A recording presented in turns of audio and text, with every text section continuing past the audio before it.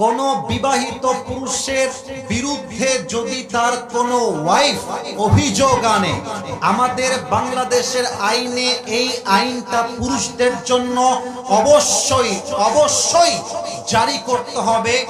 Wife কোনো অভিযোগ করলে বিশ্বাসযোগ্য হবে না, ওয়াইফকে যথারীতি এভিডেন্স প্রমাণ করতে হবে।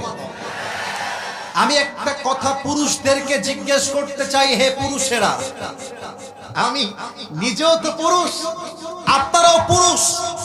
আমার কথা হচ্ছে, নারী আর পুরুষ দ্বন্দ্ব লাগলে মানুষ কেন শুধুমাত্র নারীর ক্ষেত্রে আলগা পিরিত দেখায়? আমার কথা, পুরুষের ক্ষেত্রে বৈষম্য তৈরি হয় কেন? রাস্তায় একজন মেয়ে আরেকজন ছেলে ঝগড়া হচ্ছে, মারামারি হচ্ছে, আমরা পুরুষ জাতি বড় বেঈমান। আমরা আগে গিয়ে নারীর পক্ষপাতিত্ব করি এবং এটার সুযোগ নিয়ে কিছু নারী পুরুষের চরিত্রে কলঙ্কিত করে রেখে দেয়। যুবক ভাইরা, আমি সব নারীকে এক পাল্লায় মাপতে চাই না। অনেকে বিয়ে করেছেন, অনেকে বিয়ে করেন নাই। আপনার ওয়াইফ যখন বিয়ের পরে আপনাকে নিয়ে অভিযোগ তুলবে সমাজের চোখে, মেম্বারের সামনে, সোশ্যাল মিডিয়ায়, ফেসবুকে, ইউটিউবে, তখন বুঝবেন খেলা কাকে বলে, জ্বালা কাকে বলে। এজন্য আমি বলি, এমন মেয়েকে বিয়ে করা উচিত যে মেয়ের সঙ্গে ডিভোর্স হয়ে গেল সেই মেয়ে পুরুষের সম্মানে আঘাত করবার চেষ্টা করবে না। দুই নাম্বার আরেকটা কথা বলতে চাই, আমার প্রিয় কলিজার টুকরা সম্মানিতা বোনদের জন্য। আমি জানি আমার বোনেরা আমাকে প্রচন্ড সম্মান করেন, কারণ আমি আমার বোনদের পক্ষে কথা বলি।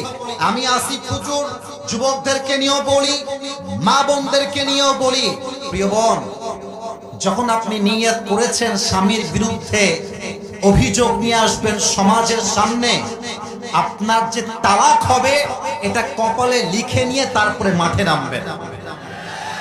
আমরা পুরুষ জাতি বড্ড সেনসিটিভ, আমরা সব সহ্য করব, কিন্তু আমার চরিত্রে কেউ আঘাত দিবে, আমাকে কেউ কলঙ্কিত করবে, তার সঙ্গে আমি আজীবন সংসার করব, এটা কষ্টিন কালো সম্ভব হতে পারে না।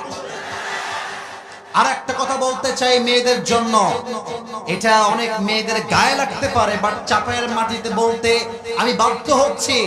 মাথায় রাখবেন, ডিভোর্স হইলে পুরুষের কোনো ক্ষতি হয় না, সব ক্ষতি একজন মেয়ের হয়। আপনার জন্য একটা বিয়ে যায়, আপনি আমারে ছাড়বেন, আই ডোন্ট কেয়ার। আপনার জন্য একটা বিয়ে যায়, আমার জন্য 4টা বিয়ে যায়। আপনি আমার সঙ্গে বেঈমানি করে 2 পয়সা ক্ষতি করতে পারবেন না, এবং আপনি একবার কলঙ্কিত হয়ে গেলে আপনার পুরো জীবনটাই প্রশ্নবিদ্ধ হয়ে যাবে। 3 নাম্বার কথা বলে আমি আমার ভূমিকার কথার ইতি টানতে চাই, কারণ আমাকে কোরআন থেকে তাফসীর পেশ করতে হবে। I don't have enough time, আমার কাছে খুব লম্বা চড়া সময় নেই। মুরব্বীদেরকে বলবো, যুবকদেরকে বলবো, এমন বংশের মেয়েকে বিয়ে করবে যেই বংশের মেয়ে তার স্বামীর ইজ্জত কি তা বুঝে। আজকে 80% থেকে 90% ডিভোর্স হচ্ছে মেয়ে চরিত্রহীন হওয়ার জন্য, টিকটকার হওয়ার জন্য। আমি কি বলবো, দুঃখের কথা, আমার কলিজা ফেটে যায়। ক্লাস 7 এর মেয়ে 8 এর মেয়ে পার্কে গিয়ে প্রেম করে বেড়ায়, ক্লাস 5 এর মেয়ে টিকটক উলঙ্গ ভাবে নেচে বেড়ায়। আমার অবাক হয়ে যায় এই কথা বলতে গিয়ে। 18 বছর আগে নাকি বিয়ে করা যাবে না, কিন্তু যেই মেয়েটা 12 বছর বয়সে, 13 বছর বয়সে ইজ্জত দিয়ে বেড়ায়, তার আইনটা কোথায় আপনারা বানাবেন আমাকে বলেন। আমি আমার ওয়াজে স্পষ্ট ভাষায় বলেছি, বিয়ের ক্ষেত্রে আইন চেঞ্জ করতে হবে। 18 বছর নয়, মেয়ের বয়স হয়ে গেলে চরিত্রবান যুবক দেখে বিয়ে দেওয়া লাগবে। আর মেয়েদেরকে বলবো, বিয়ের সময় আসলে কিছু মেয়ে আছে দেখবেন টাকা পাইলে বুইড়া টাকলার সঙ্গে বিয়ের পিড়িতে বসে যায় না। চাপা এরকম মেয়ে তো নাই, আছে আছে আছে। প্রিয় বোনেরা, টাকা দেখে বিয়ে করবেন, টাকা পাবেন, বাড়ি পাবেন, গাড়ি পাবেন, বাট মনের শান্তি বলেও তো একটা কথা আছে। এটা কথা মাথায় রাখবেন। আমার এই কলিজার টুকরা যুবক যারা আজকে এই শিবগঞ্জের মাটিতে এসেছে, ওরা আজকে জিরো হতে পারে, ওরা কালকে হিরো তো হতে পারে। আপনি যে টাকলাকে টাকার জন্য বিয়ে করছেন, আগামীতে এমন একটা দিন আসবে এই যুবকগুলো অফিসের বস হবে, টাকলা তার স্টাফ হয়ে কাজ করবে। वक्त हमेशा एक नहीं होता मेरे दोस्त, वक्त बदलता है, लेकिन वक्त बदलने के लिए खुद को कोशिश करना पड़ता है। समय পরিবর্তনশীল, কালকের জিরো আগামী পরশু কিন্তু হিরো হতে পারে। অতএব আপনি মুরব্বীকে অবহেলা করতে পারবেন, বাট যুবককে আপনি অবহেলা করতে পারবেন না, সে ইতিহাস বদলায় ফেলতে পারে। আল্লাহ মেয়েদেরকে বোঝার তৌফিক দান করে পড়েন সবাই আমিন। আর বাবাদেরকে বলবো, বাবারা মেহেরবানি করে আপনি আপনার ছেলেকে বিয়ে দিয়ে দেন, প্লিজ বিয়েটা দিয়ে দেন। আপনার ছেলে যদি গুনাহে জড়িয়ে যায়, এর প্রত্যেকটা দায়ভার কিয়ামতে আপনাকে বহন করতে হবে। আল্লাহ বাপজানদেরকে বোঝার তৌফিক দান করুন পড়া আমিন। আপনাদের বউ আছে কার কার, একটু হাত তুলেন তো। বউ আছে কার কার? আচ্ছা মাশাআল্লাহ, হাত নামান। এবার হতভাগা কপাল পোড়া যাদের বউটাও কেউ নাই, তারা একটু হাত তোলো। সোনামণিরা কই? আমাদের সাররা কোথায়? দেখেন কারো বউ নাই, এ আমি বিশ্বাস করি না। আল্লাহ সবাইকে দিনদার নেককার বউ দিয়ে দিক, পড়েন সবাই আমিন। বাপ মাকে বোঝাবা, আব্বা আমাকে বিয়ে দাও, বিয়ে দাও, বিয়ে দাও। যদি বিয়ে না দেয় নিজের মতো বিয়ে করবা, পরে গিয়ে বলবা আব্বা আমি বিয়ে করে নিয়েছি, তোমার যা মন চায় করো, I don't care about it. আমার পারমিশনের চাইতে আমার চরিত্র আর ঈমান রক্ষা করা সবচেয়ে দামি বিষয় যুবক।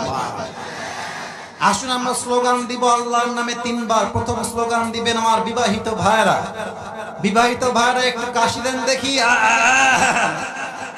দেখা যাক কারা জিতে আজকের এই মাহফিলে।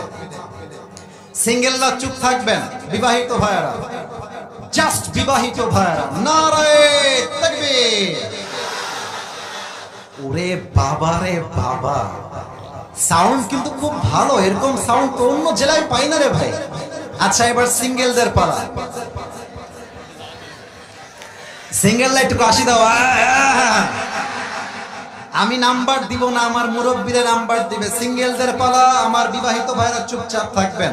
সিঙ্গেল ভাইরা নারায়ে তাকবীর। বিবাহিত ভাইরা আমাকে মাফ করে দিবেন। আজকে আমার সিঙ্গেল ভাইরা 30 নাম্বার বেশি পেয়ে পাস করেছে, ঠিক কিনা বলেন? এবার আর কোনো ভাগাভাগি নেই, আমরা সবাই মিলে তাকবীর দিব। একটু কাশি দেন। এবার প্রমাণ করবে চাপায়ের মানুষ আসলেই কাপুরুষের সন্তান না বীর পুরুষের সন্তান। এটা ক্যামেরায় রেকর্ড হচ্ছে, কালকে পুরো দেশ ছড়িয়ে যাবে। দেখা যাক সাউন্ড কেমন হয়। নারায়ে তাকবীর। আল কোরআনের আলো, আল হাদিসের আলো। কোরআন হাদিস যেখানে, আলেম ওলামা যেখানে, চাপাইবাসী যেখানে, আল্লাহ যেন কবুল করে। পড়েন সবাই আমিন।